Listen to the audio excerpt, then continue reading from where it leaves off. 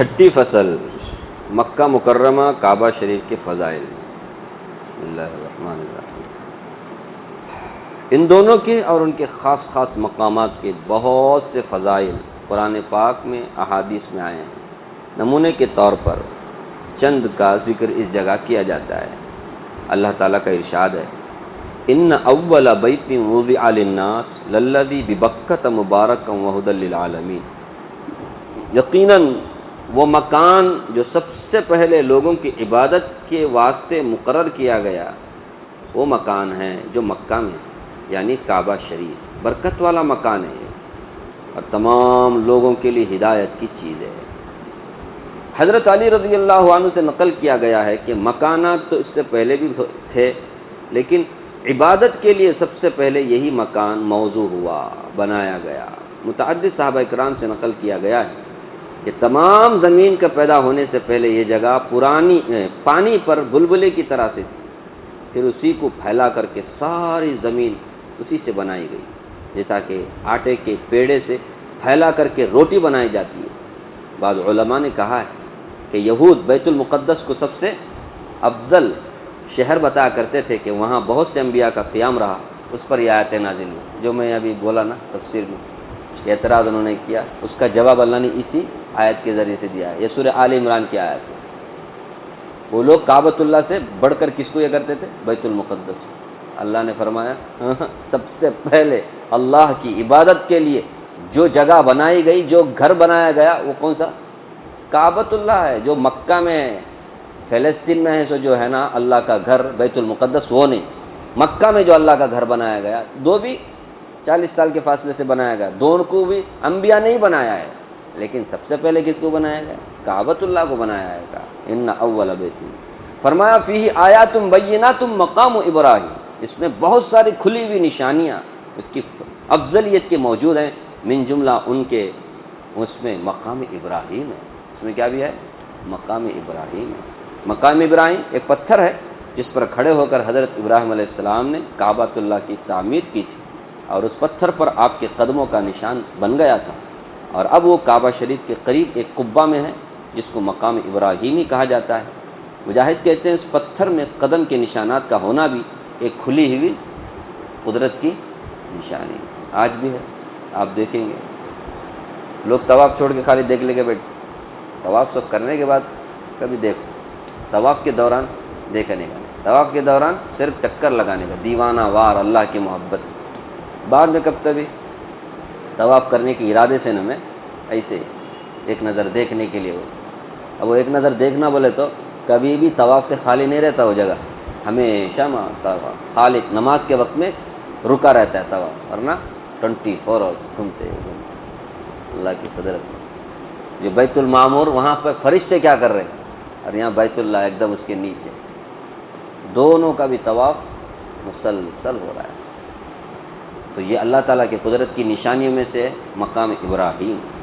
فرمایا ومن دخلہ کان آمنا، جو شخص اس کے یعنی حرم کے حدود کے اندر داخل ہو جائے وہ امن والا ہو جاتا ہے۔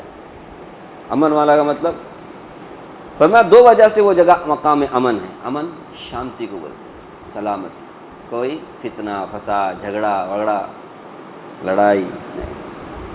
ایک آخرت کے اعتبار سے امن ہے کہ اس میں نماز حج وغیرہ کرنے سے جہنم کے عذاب سے آدمی کو امن ملتا ہے، اور دوسرا اس وجہ سے کہ جو شخص باہر کسی کو قتل کر کے اس میں داخل ہو جائے تو اس کو بدلے میں وہاں قتل نہیں کیا جائے گا، یہ آرڈر ہے۔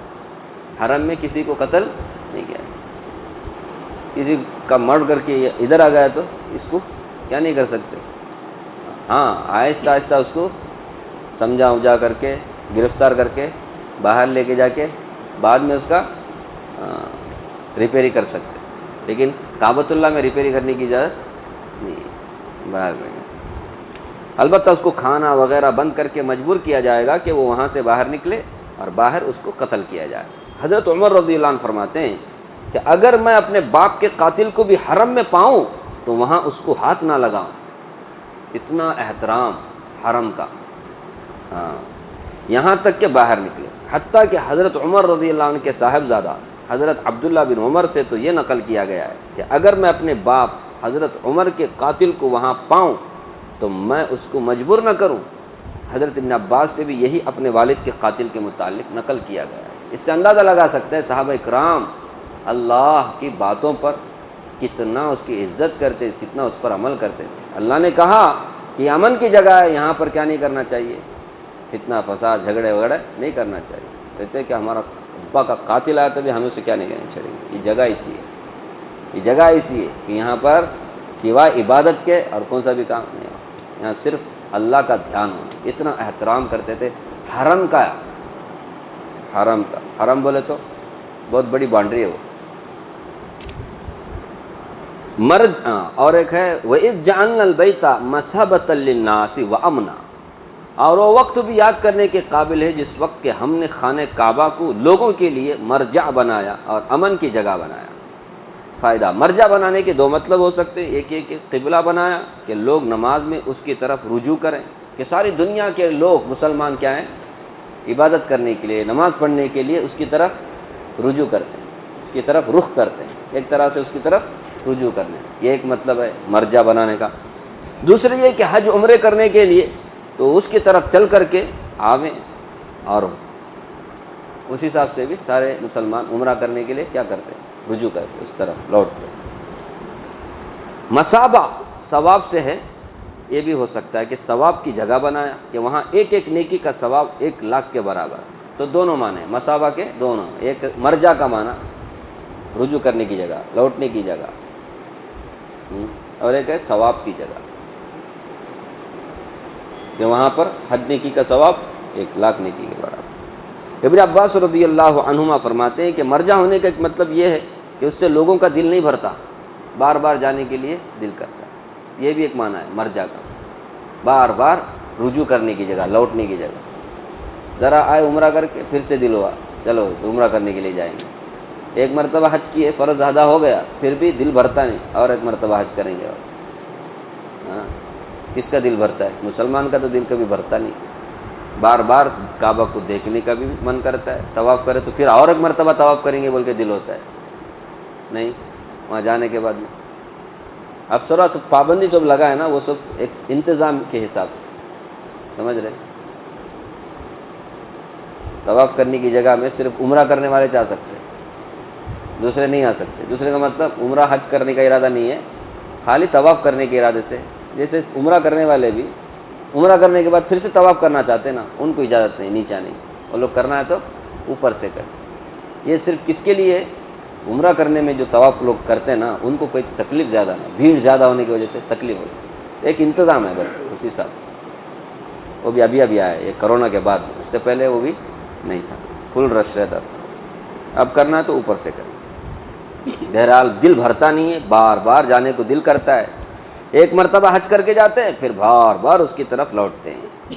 وَإِذْ يَرْفَعُ إِبْرَاهِيمُ الْقَوَاعِدَ مِنَ الْبَيْتِ وَإِسْمَاعِيلُ رَبَّنَا تَقَبَّلْ مِنَّا إِنَّكَ أَنْتَ السَّمِيعُ الْعَلِيمُ، اور وہ وقت بھی یاد کرنے کے قابل ہے جبکہ بلند کر رہے تھے ابراہیم علیہ السلام دیواریں کعبہ شریف کی، اور ان کے ساتھ مدد کر رہے تھے اسماعیل علیہ السلام، اور یہ کہتے جا رہے تھے کہ اے ہمارے رب یہ خدمت ہماری قبول کر لیجئے، بلا شبہ آپ خوب سننے والے ہیں دعاؤں کے اور خوب جاننے والے ہیں لوگوں کے حالات اور نیتوں۔ تو کعبہ کی تعمیر حضرت ابراہیم علیہ السلام نے کی، یہ تو قطعی چیز ہے، ایک دم کنفرم ہے، قرآن پاک میں صاف موجود ہے۔ علماء نے لکھا ہے کہ اس مکان سے افضل کون سا مکان ہو سکتا ہے کہ اللہ نے اس کے بنانے کا حکم فرمایا، حضرت جبریل علیہ السلام نے اس کی انجینئرنگ کی، نقشہ بتایا، حضرت ابراہیم علیہ السلام جیسے بڑے نبی اس کے معمار، اور حضرت اسماعیل علیہ السلام ذبیح اللہ جیسے جانثار تعمیر میں مددگار تھے۔ اللہ اکبر، کتنی بڑی عظمت ہے اس مکان کی۔ ابن سعد کی ایک روایت میں ہے حضرت ابراہیم علیہ السلام کی عمر اس وقت 100 برس کی تھی اور حضرت اسماعیل علیہ السلام کی 30 برس کی۔ کعبہ کی تعمیر مورخین کے نزدیک متعدد مرتبہ ہوئی ہے، ان میں سے بعض متفق علیہ ہیں، بعض مختلف بھی ہیں، اس کی بحث یہ نکارہ اس سے پہلے معطا امام مالک کی عربی شرح میں تفصیل سے ذکر کر چکا ہے۔ اب اس کا اجمال یہ ہے، سب سے پہلی بات مشہور قول کے مطابق سب سے پہلے اس کی تعمیر فرشتوں نے کی۔ حضرت آدم علیہ السلام کی پیدائش سے بھی 2000 سال پہلے فرشتوں نے کعبۃ اللہ کی تعمیر، ایک تاریخ ایک آپ کے علم میں رہے، بعض حضرات کا قول ہے یہ دوسری تعمیر ہے، اس سے پہلے اللہ تعالیٰ کے امر کن سے اس کی تعمیر ہوئی، اللہ نے کہا کن ہو جا، ہو گیا۔ بعض حضرات یہ بھی بولتے ہیں جس میں فرشتوں کا بھی کوئی دخل نہیں تھا۔ بہرحال تو سب سے پہلا قول کیا ہے کہ اس کی تعمیر فرشتوں نے سب سے پہلے کی۔ دوسرا حضرت آدم علیہ السلام کی تعمیر ہے جو محدثین اور مورخین کے نزدیک مشہور ہے، مگر قطعی روایت نہیں ہے۔ روایت میں آیا ہے کہ 5 پہاڑوں کے پتھروں سے حضرت آدم علیہ السلام نے اس کو بنایا تھا، لبنان، طور سینا، طور زیتا، جودی، ہیرا۔ بعض روایت میں آیا ہے کہ حضرت آدم علیہ السلام نے بنیادی حصہ تعمیر کیا تھا اور اس کے اوپر آسمان سے بیت معمور نازل ہو کر رکھا گیا تھا۔ اس کے بعد حضرت آدم علیہ السلام کے وصال پر یا طوفان نوح کے وقت وہ آسمان پر اٹھا لیا گیا۔ تو ایک قول یہ بھی، یہ دوسری تعمیر ہے۔ سب سے پہلی تعمیر فرشتوں کی، دوسری تعمیر حضرت آدم علیہ السلام، ٹھیک ہے۔ تو اس میں بعض کہتے ہیں آدم علیہ السلام نے یا نہیں، بعض کہتے ہیں خالی بنیاد رکھے اوپر سے بہرحال۔ تیسرا حضرت شیث علیہ السلام جو حضرت آدم علیہ السلام کے صاحبزادے نبی ہوئے ہیں، ان کی تعمیر بتائی جاتی ہے۔ اور چوتھی تعمیر حضرت ابراہیم علیہ السلام کی جو اوپر گزری، اور یہ قطعی ہے۔ لیکن اتنی بات بھی اس میں قطعی ہے کہ جہاں حضرت ابراہیم علیہ السلام نے اس کی تعمیر کی، وہیں قرآن کریم کا اشارہ ہے اس بات کی طرف کہ وہاں آلریڈی پہلے سے بنیاد موجود تھا، اس بنیاد پر دیواریں کھڑا کر رہے تھے۔ یہ بات بھی پکی ہے کہ حضرت ابراہیم علیہ السلام کی تعمیر سب سے پہلی تعمیر نہیں ہے، سیکنڈ، تھرڈ، فورتھ ہو سکتی ہے، کیونکہ وہاں پہلے سے بنیاد موجود۔ اب وہ کس کی تعمیر ہے وہ اللہ اعلیٰ، یہ 3 میں سے کوئی ایک ہو سکتا ہے۔ فرشتوں نے سب سے پہلے تعمیر کی، حضرت آدم علیہ السلام نے، حضرت شیث علیہ السلام۔ تو حضرت ابراہیم علیہ السلام کی مورخین نے لکھا یہ بنا 9 گز اونچی تھی اور 30 گز لمبی اور 23 گز چوڑی تھی۔ یہ مسقف نہیں تھی، یعنی اس کا چھت نہیں تھا۔ ابھی شاید کعبۃ اللہ آپ دیکھ رہے چھت ہے، پہلے جو حضرت ابراہیم علیہ السلام کی تعمیر کردہ کعبۃ اللہ اس میں چھت نہیں تھا، خالی دیواریں تھیں، اور اندر ایک کنواں تھا جس میں وہ نظر نیاز ڈال دی جاتی تھی جو کعبہ پر نثار کی جاتی، نظر نیاز کرنے کی چیز۔ اور 5ویں تعمیر قوم عمالقہ کی، اور 6ٹھی تعمیر قوم جرہم قبیلے کی۔ یہ عرب کے 2 قبیلے ہیں حضرت نوح علیہ السلام کے اولاد میں سے، عمالقہ اور جرہم۔ اور 7ویں تعمیر قصی کی تعمیر ہے جو حضرت رسول اللہ صلی اللہ علیہ وسلم کی 5ویں پشت میں دادا ہیں، آپ کے 5ویں پشت میں دادا، یعنی آپ کے پردادا کے دادا۔ اور 8ویں تعمیر قریش کی تعمیر ہے جو رسول اللہ صلی اللہ علیہ وسلم کی جوانی کے زمانے میں، جس کی بہت سے قصے احادیث میں آتے ہیں، رسول اللہ صلی اللہ علیہ وسلم کی عمر شریف اس وقت 25 سال یا 35 سال تھی۔ اس کی تعمیر میں رسول اللہ صلی اللہ علیہ وسلم کی بھی شرکت ہوئی کہ آپ نے کندھے پر پتھر اٹھا کر آپ لاتے تھے، 35 یا 25، اس ٹائم تک آپ صلی اللہ علیہ وسلم نبی نہیں بنائے گا، نبی جان 40 سال کے بعد بنے، تو آپ صلی اللہ علیہ وسلم اپنے کندھے پر پتھر اٹھا کر لاتے۔ یہی وہ تعمیر ہے جس میں حجر اسود کو اپنی جگہ پر رکھنے میں قریش میں ایسا جھگڑا پیدا ہوا کہ ہر جانب سے تلواریں نکل آئیں، ہر قبیلہ چاہتا تھا کہ یہ سعادت اس کے حصے میں آئے۔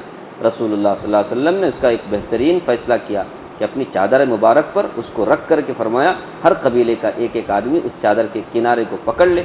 اسی طرح اس کو کعبہ کی دیوار تک لے جا کر کے فرمایا کہ تم سب مجھے اپنی طرف سے وکیل بنا دو کہ اس پر سے اٹھا کر کے دیوار پر رکھ دوں۔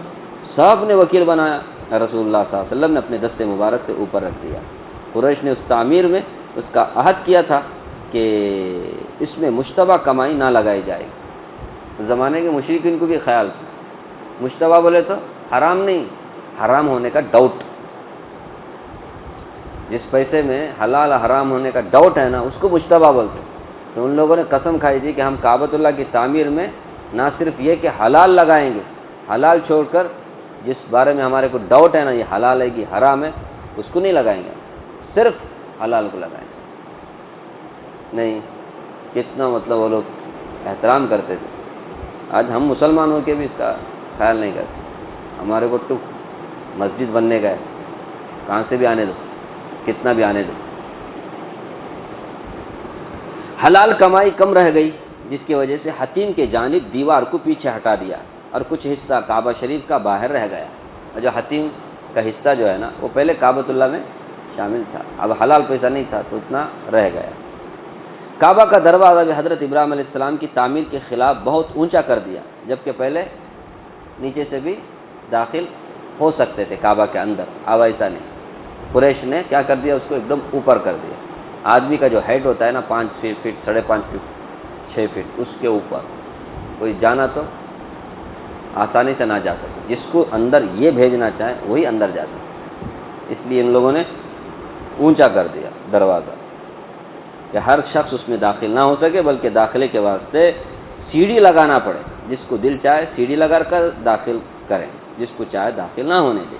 رسول اللہ صلی اللہ علیہ وسلم کی خواہش تھی کہ کعبۃ اللہ کو اثر نو قاعدے کے مطابق جو حضرت ابراہیم علیہ السلام نے تعمیر کیا تھا، آپ حضرت ابراہیم علیہ السلام کے قاعدے کے مطابق تعمیر کیا جائے، مگر اس کی نوبت نہیں آئی۔ ہاں 64 یعنی 60 پر 4 سن ہجری میں یزید کی فوج نے جب حضرت عبداللہ بن زبیر پر مکہ میں چڑھائی کی تو منجنیق سے آگ برسائی، جس سے کعبہ کا پردہ بھی جل گیا اور کعبہ کی دیواروں کو بھی نقصان پہنچا۔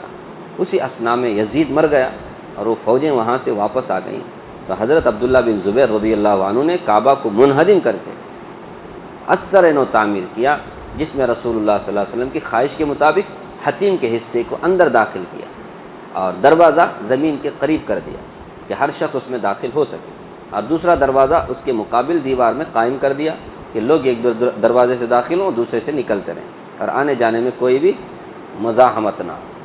ٹھیک ہے، اب جمادی الاخری 64 سن ہجری میں یہ تعمیر شروع ہوئی اور رجب 64 یا 65 سن ہجری میں پوری ہوئی۔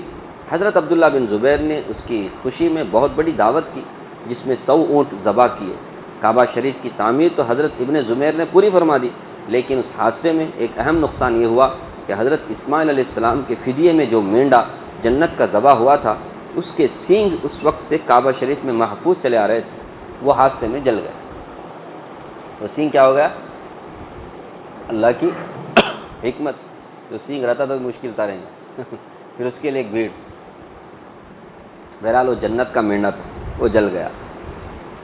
حضرت عبداللہ بن زبیر کے انتقال کے بعد عبد الملک بن مروان کے زمانے حکومت میں حجاج ظالم بادشاہ، اس نے بادشاہ کو بہکایا کہ ابن زبیر نے کعبہ میں یہ تبدیلی لائی ہے اور اس حال پر نہیں رہا جس پر رسول اللہ صلی اللہ علیہ وسلم کے زمانے میں تھا۔ عبد الملک نے اس کو اجازت دے دی کہ اس صورت پر کر دیا جائے۔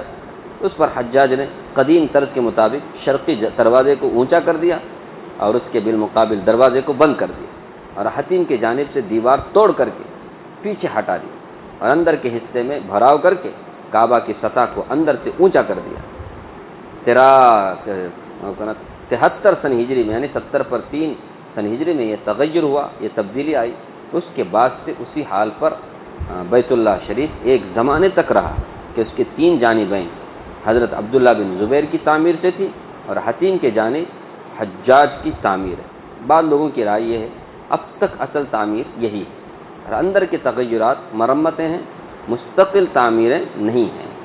تو محدثین نے روایت کی ہے ہارون رشید کے زمانے میں بعض بادشاہوں نے ارادہ کیا کہ کعبۃ اللہ کو حضرت عبداللہ بن زبیر کی تعمیر کے مطابق کر دیا جائے، اس لیے کہ یہ رسول اللہ صلی اللہ علیہ وسلم کے منشے کے مطابق تھی، مگر حضرت امام مالک رحمۃ اللہ علیہ نے بڑے اصرار سے اس ارادے کو ملتوی کر دیا تاکہ کعبۃ اللہ کی تعمیر بادشاہوں کا کھیل نہ بن جائے کہ ہر بادشاہ اپنے نام کے خاطر اس میں تعمیر کا سلسلہ شروع کر دے، وہ بند کر دے۔